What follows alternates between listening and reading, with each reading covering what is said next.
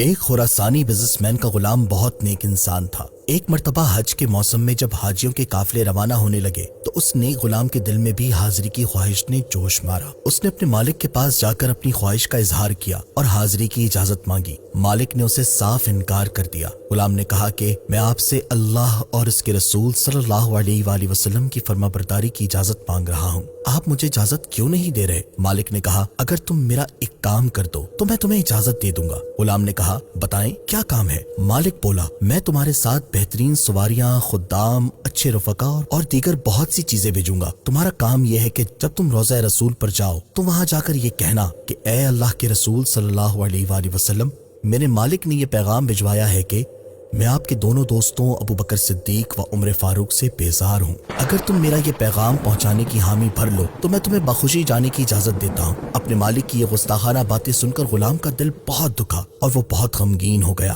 بظاہر اس نے کہہ دیا کہ وہ فرما برداری کرے گا، لیکن اس کے دل کا حال اللہ ہی بہتر جانتا تھا۔ بہرحال وہ قافلے کے ساتھ مدینہ منورہ پہنچا اور دھڑکتے دل، لرزتے قدموں اور پرنم آنکھوں کے ساتھ روضہ رسول کی جانب بڑھنے لگا۔ مزار انور پر پہنچ کر اس نے نبی کریم صلی اللہ علیہ وآلہ وسلم کی بارگاہ میں سلام عرض کیا، پھر شیخین کریمین کی بارگاہ میں سلام عرض کیا۔ اسے اپنے بدبخت و گستاخ مالک کا پیغام پہنچانے میں بہت شرم آ رہی تھی، لہٰذا وہ باز رہا اور مسجد نبوی میں آ کر سو گیا۔ اس نے خواب میں دیکھا کہ قبر انور کی دیوار شک ہوئی اور نبی کریم صلی اللہ علیہ وآلہ وسلم اپنے نورانی چہرے کے ساتھ باہر تشریف لائے اور کہتا ہے کہ آپ صلی اللہ علیہ وآلہ وسلم نے سبز لباس پہنا ہوا تھا اور آپ کے جسم مبارک سے مشک کی خوشبو آ رہی تھی۔ سارا ماحول مشک بار ہو گیا۔ نبی کریم صلی اللہ تعالی علیہ وآلہ وسلم کی دائیں جانب حضرت سیدنا صدیق اکبر اور بائیں جانب حضرت سیدنا عمر فاروق اعظم رضی اللہ تعالی عنہما تھے۔ آپ صلی اللہ علیہ وآلہ وسلم نے اس کی جانب متوجہ ہو کر ارشاد فرمایا، اے عقل مند شخص، تم نے اپنے مالک کا پیغام ہم تک کیوں نہیں پہنچایا؟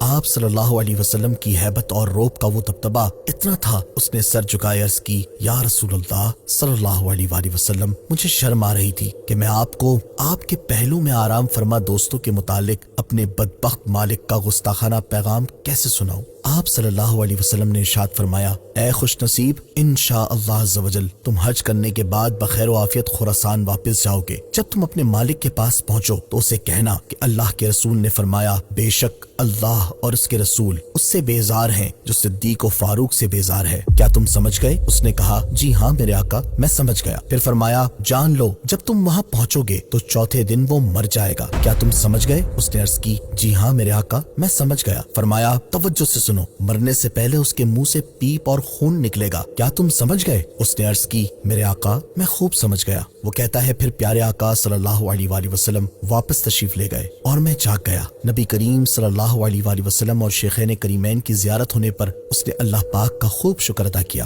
پھر حج مکمل کیا اور آپ صلی اللہ علیہ وآلہ وسلم کے فرمان کے مطابق بخیر و عافیت واپس خراسان آ گیا۔ بدبخت مالک نے 2 دن تک اس سے کوئی بات نہیں کی۔ تیسرے دن وہ پوچھنے لگا، تم نے میرا پیغام پہنچایا یا نہیں؟ اس نے جواب دیا، میں نے تمہارا کام پورا کر دیا۔ مالک نے کہا، وہاں سے کیا جواب ملا؟ اس نے کہا، اگر وہاں سے ملا ہوا پیغام نہ سنو تو تمہارے لیے بہتر ہے۔ وہ کہنے لگا، نہیں، مجھے بتاؤ تمہارے ساتھ کیا واقعہ پیش آیا؟ اس نے واقعہ سنانا شروع کیا۔ جب اس نے یہ بتایا کہ اللہ کے رسول صلی اللہ علیہ وآلہ وسلم نے فرمایا کہ اپنے مالک سے کہہ دینا اللہ اور اس کا رسول صلی اللہ علیہ وآلہ وسلم اس سے بیزار ہیں جو میرے دونوں دوستوں صدیق و فاروق سے بیزار ہے، تو وہ بدبخت و نامراد کہے مار کر ہنسنے لگا، پھر بکواس کی کہ ہم ان سے بیزار ہیں اور وہ ہم سے بیزار ہو گئے، اب ہم سکون سے رہیں گے۔ غلام کہتا ہے کہ اس بدبخت کی یہ بات سن کر میں نے اپنے دل میں کہا، اے اللہ کے دشمن، جلدی تو اپنے انجام کو پہنچنے والا ہے۔ آپ صلی اللہ علیہ وآلہ وسلم کے فرمان کے عین مطابق چوتھے دن اس بدبخت کے چہرے پر گندے پھوڑے نکل آئے اور اس کے منہ سے پیپ اور خون بہنے لگا اور بالآخر